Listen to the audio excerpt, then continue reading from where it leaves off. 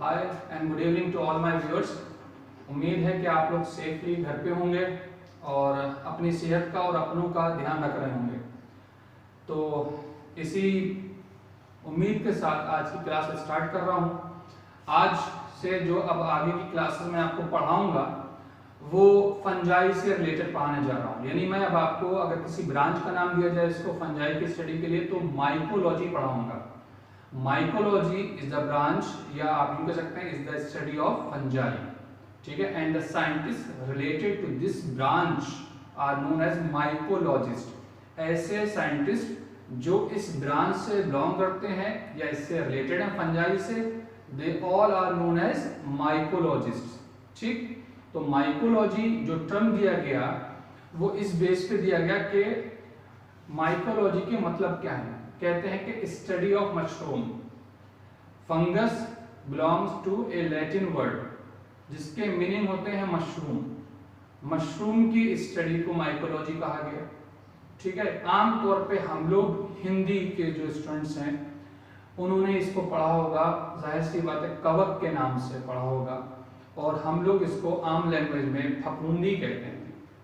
Fungal infection बहुत से human beings में और एनिमल्स में एक तरह की डिजीजेस कॉज करते हैं। मोस्टली फंजाई पैरासिटिक होती हैं और हार्मफुल होती हैं, ज़्यादातर बहुत सी बेनिफिशियल भी होती हैं। तो इसलिए मैं आपको स्टेप वाइज पढ़ाऊंगा कि फंजाई की इकोनॉमिक इम्पोर्टेंस, कौन सी फंजाई यूजफुल है ह्यूमन बीइंग्स के लिए या एनिमल्स के लिए, और कौन सी फंजाई हार्मफुल है प्लांट्स, एनिमल्स और ह्यूमन बीइंग्स के लिए। तो आज का जो टॉपिक स्टार्ट करने जा रहा हूं वो आपके लिए उम्मीद है कि इंटरेस्टिंग होगा और बहुत ज़्यादा नॉलेजेबल होगा। तो देखिए यहाँ मैंने बोर्ड पे कुछ बहुत कॉमन ह्यूमन बीइंग्स में होने वाली फंगल डिजीज के बारे में लिखा है, तो जल्दी से इनके बारे में आपको बता दूं और उसके बाद आगे की बात करूंगा आपसे, ठीक है ना। तो गेट रेडी फॉर दिस। देखिए सबसे पहले डिजीज का नाम है रिंग वर्म डिजीज। अगले कॉलम में लिखा है name of fungus, next column में लिखा है डिजीज सिम्टम्स, ठीक है ना।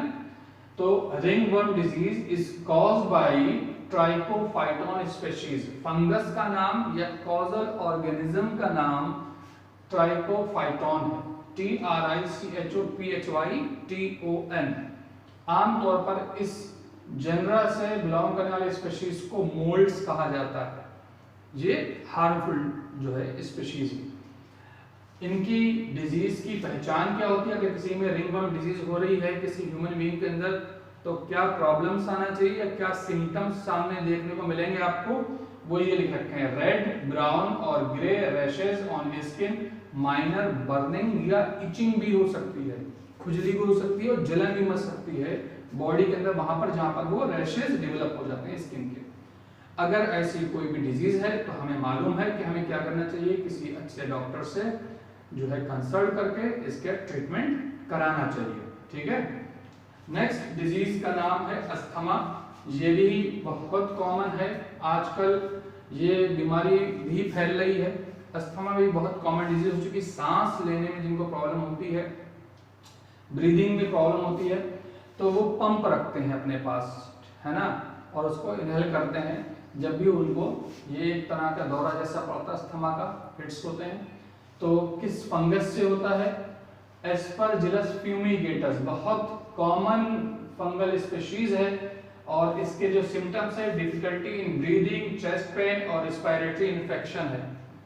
यही रिस्पिरेटरी इन्फेक्शन आजकल अगर हो जाए और कोविड की जो प्रॉब्लम चल रही है उसमें बहुत दिक्कत आ सकती है ऐसे लोगों को जिनको खुदा न खास्ता ये बीमारियां हैं। तो अपना बहुत ध्यान रखिएगा और अपनों का भी बहुत ध्यान रखना होगा आपको। अपना भी रखें और अपने से रिलेटेड जो भी आपके रिलेटिव्स हैं उनका भी ध्यान रखना है। अगली बीमारी होती है एस्परजिलोसिस। यही बहुत कॉमन डिजीज है। Same fungal species Aspergillus fumigatus इस डिजीज को कॉज करता है। इसके सिम्टम्स भी लगभग इसी से मिलते जुलते होते हैं, या यूं कहा जाए कि अगर इस डिजीज की कंपैरिजन करी जाए, जिस तरीके से टीबी हो जाता है, ट्यूबरक्लोसिस हो जाता है, उसी तरह से एक तरह का ये भी लंग्स में होने वाला इंफेक्शन है, एस्परजिलोसिस कहा जाता है। फीवर होता है इसमें, चेस्ट पेन होगा, coughing of blood, infection in lungs, ये इसके सिम्टम्स बहुत कॉमन शॉर्ट में लिख रखे हैं। अगला जो डिजीज है दैट इज मेनिंजाइटिस, ये भी बहुत कॉमन डिजीज है, आमतौर पे हो जाती है लोगों को, नेक में पेन होना, मस्कुलर पेन होना, है ना। तो किस फंगल ऑर्गेनिज्म से होती है, कौन सा फंगस इसके लिए रिस्पॉन्सिबल है, तो उसका नाम है क्रिप्टोकोकस नियोफॉर्मेंस। क्रिप्टोकोकस, CRYPTOCOUS इसकी पहचान या इसके सिम्टम्स क्या होते हैं, हेडेक होगा, फीवर भी होता है, बैक या नेक में पेन या मस्कुलर पेन होता है, बहुत कॉमन ये सिम्टम्स हैं इसके। तो ये आप अपने पास एक टेबल फॉर्म में जैसे मैंने बना रखा है, इसको आप नोट कर लीजिएगा अपने लिए, आपके आने वाले टाइम में ये बहुत ज्यादा आपके लिए हेल्प करेगा, ठीक है। अगली डिजीज का नाम है एथलीट्स फुट डिजीज, इसको भी बहुत आमतौर पर देखा जाता है। और कौन सा फंगस ये डिजीज कॉज करता है, Taenia pedis, TAENI Taenia PEDIS pedis इसका कॉजल ऑर्गेनिज्म है। स्केली रैशेस हो सकते हैं, etching and burning, moist raw skin between their toes, आमतौर पर ये डिजीज बहुत कॉमन है, टोज के बीच में रफ पैचेस हो जाना, इचिंग और बर्निंग के साथ उनके रेडिश या ब्राउन कलर का हो जाना, ये एथलीट्स फुट डिजीज कहलाती है। अगली डिजीज का नाम है बार्डनेस या हेयर लॉस। देखिए हेयर लॉस तो बहुत कॉमन होता है, और जो हेयर लॉस परमानेंटली है किसी के, बचपन से बहुत कम बाल है किसी का, वो हेल्दी कैरेक्टर होता है या हार्मोनल डिस्टरबेंस हो सकता है। अगर आपने देखा किसी के सर में पैचेस हो जाते हैं, इधर उधर व्हाइट कलर के स्पॉट्स पड़ जाते हैं और वहां पर से हेयर जो है वो रिमूव हो जाते हैं, तो उस डिजीज के लिए बार्डनेस टर्म यूज किया जा रहा है। और जो फंगल ऑर्गेनिज्म इसके लिए रिस्पॉन्सिबल है वो टेनिया कैपिटिस है। और इसके जो सिम्टम्स हैं इस डिजीज के, एंजाइटी, इचिंग और हार्मोनल डिस्टरबेंस बहुत कॉमन है। और अगली जो डिजीज है वो है स्केबीज। स्केबीज भी स्किन से रिलेटेड डिजीजेस हैं। एक्रेस स्केबीज फंगल ऑर्गेनिज्म है, स्किन इन्फेक्शन और इंटेंस इचिंग होती है इसके मेन सिम्टम्स में। नेक्स्ट और लास्ट डिजीज जो मैंने यहाँ पर लिख रखी है neuritis, NEURITIS neuritis, mucor pusillus fungal organism है इसका। और इसकी जो डिजीज सिम्टम्स हैं, inflammation of peripheral nervous system and abnormal circulation इसका मेन सिम्टम है। तो ये डिजीजेस और उनसे रिलेटेड कॉजल ऑर्गेनिज्म और उनके सिम्टम्स अगर आपको किसी में दिखाई देते हैं तो बहुत जल्द आपको एक अच्छे डॉक्टर, फिजिशियन या स्किन स्पेशलिस्ट जो डॉक्टर्स हों उनसे कंसल्ट करें और इसका प्रॉपर ट्रीटमेंट करना चाहिए। किसी भी डिजीज को बहुत लाइटली मत लीजिए, वो कब एक भयानक रूप ले ले, और जो हम सब लोग के सामने है आजकल जो चल रहा है, बहरहाल उससे भी रिलेटेड बात करूंगा। आगे मैंने लिख रखा है who is known as the father of mycology of the world. तो हेनरिक एंटोन डी बेरे को फादर ऑफ माइकोलॉजी या father of fungi of the world माना जाता है। इनकी जो बर्थ डेट है वो 1831 और 1888 में इनकी डेथ हो गई थी। लगभग 55 to 56 इयर्स एज में ये एक्सपायर हो गए थे, इनकी डेथ हो गई थी। और father of Indian mycology is professor Karamchand Mehta, जिन्हें केसी मेहता के नाम से भी जाना जाता है। He is known as the father of Indian mycology, ठीक है। इनकी जो बर्थ है वो 1892 और इनकी डेथ 1950 में हुई थी।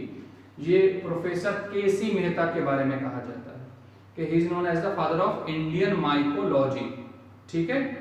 उम्मीद है कि आपके समझ में आ रहा होगा। आप लोग नोट्स बनाते रहें, अपने पास इसको लिखते रहें, या मेरे लेक्चर को आप एंड तक देखें और सुने, तो आपको उससे जो भी इंफॉर्मेशन लेना है आप उसे नोट कर सकते हैं। तो इसके बाद अब आपको पढ़ाऊंगा जनरल कैरेक्टरिस्टिक फीचर्स या इंपॉर्टेंट फीचर्स ऑफ फंजाई। बहुत से कैरेक्टर जनरली अगर आपसे पूछा है कि what do you know about the fungi, ठीक है, तो आप कह सकते हैं दे आर मोस्टली या usually they are always achlorophyllous and heterotrophic. जो एक्लोरोफिलस होगा वो हेटेरोट्रॉफिक भी होगा, अपने फूड के लिए दूसरे लिविंग ऑर्गेनिज्म पर डिपेंड होते हैं। सेल वॉल इज कंपोज्ड या made up of fungal cellulose और काइटिन, काइटिन की बनी होती है।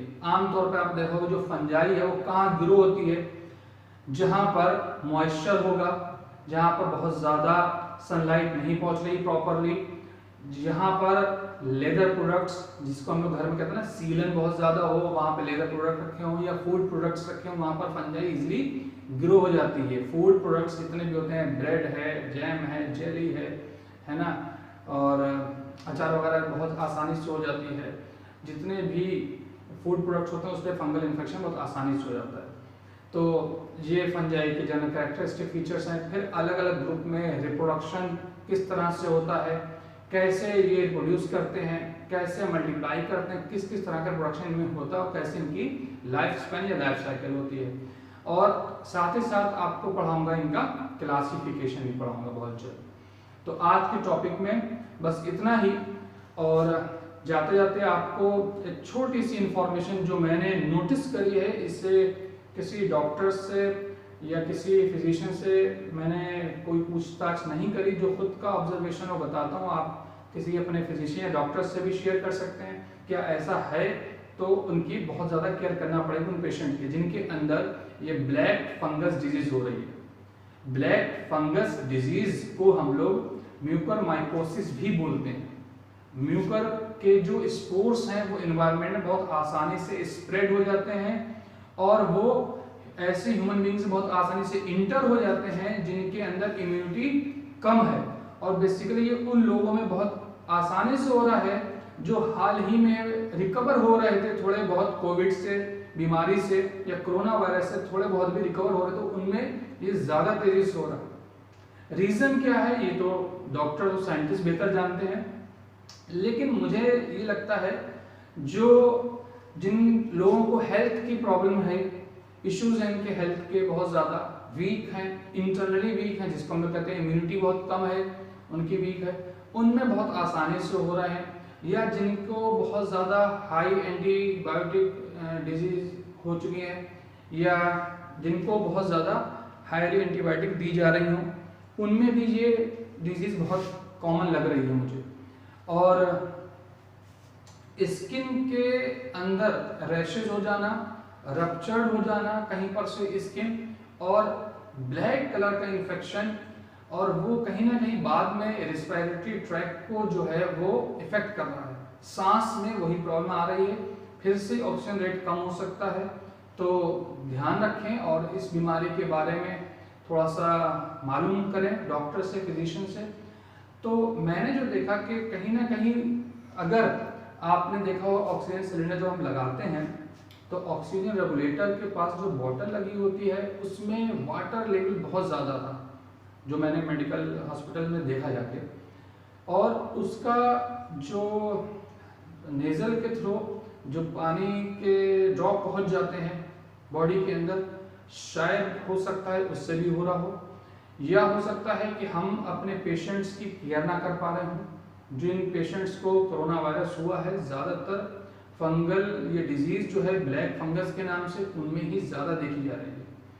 तो बेहतर क्या है ये तो डॉक्टर्स ही बता सकते हैं।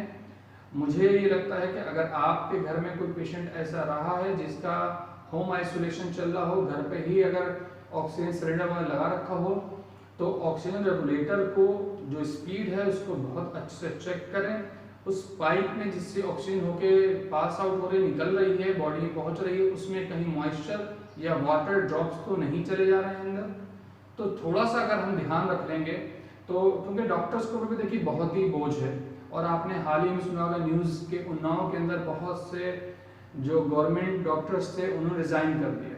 मैं पहले भी कह चुका हूँ, फिर कहूँगा कि डॉक्टर्स से पेशेंट अगर बदतमीज़ी करेंगे तो फाइनली वो अपना ही लॉस कर पाएंगे। कहाँ जाएंगे आप अपना ट्रीटमेंट कराने? एक ने बदतमीज़ी करी, लॉस सबका होना है। अगर डॉक्टर रिज़ाइन करके चले जाएंगे, अब उस हॉस्पिटल के अंदर कौन देखने के अंदर? आप जो वहाँ के जो अटेंडेंट्स हैं, जो नर्सेज हैं, उनसे भी आप बदतमीज़ी कर लेंगे, कौन आपको अटेंड करेगा? आपके पेशेंट की रिकवरी कैसे होगी। तो ये सारी चीज़ें जहन में रखिए और हमें डॉक्टर्स की रिस्पेक्ट करना है। जिस तरीके से वो ट्रीटमेंट चला रहे हैं, आप उनसे बात तो कर सकते हैं, आप उनके साथ राय मशवरा करके अपने पेशेंट की केयर कर सकते हैं, लेकिन अगर आप जो डॉक्टर्स से बदतमीजी करेंगे, उनको साथ मिसबिहेव करेंगे, तो जाहिर सी बात है इसका लॉस आपके साथ साथ उस पूरे कम्युनिटी को होगा जो वहाँ अपना ट्रीटमेंट करा रहे हैं। तो उम्मीद है कि आप लोग समझदार बनेंगे। और आज का टॉपिक बस आपके लिए इतना ही। नेक्स्ट क्लास में बाकी भी फंजाई के बारे में आपको पढ़ाऊंगा। मैंने कहा कि general characters, economic importance and classification को मैं एक बहुत शॉर्ट और अच्छी समरी की फॉर्म में आपको, एक टेबल की फॉर्म में आपको बना के बताऊंगा। तो सबसे पहले आप ये करें कि इसको आप अपने पास नोट कर लें अच्छे से, और ये पूरी टेबल आपके पास नोट होना चाहिए। और इसके अलावा भी जो भी डिजीजेज हैं ह्यूमन बींग्स में, जो भी डिजीज हो रही है या होती हैं, वो भी लिखाऊंगा। और इसके बाद जो फंजाई से प्लांट्स और एनिमल्स में जो डिजीज हो रही है, वो भी बहुत जल्द सी टेबल आपको बताऊंगा। अपना ध्यान रखें और अपनों का भी बहुत ध्यान रखें। सबसे पहले अपना ध्यान रखिएगा। Take care of yourself. Good bye.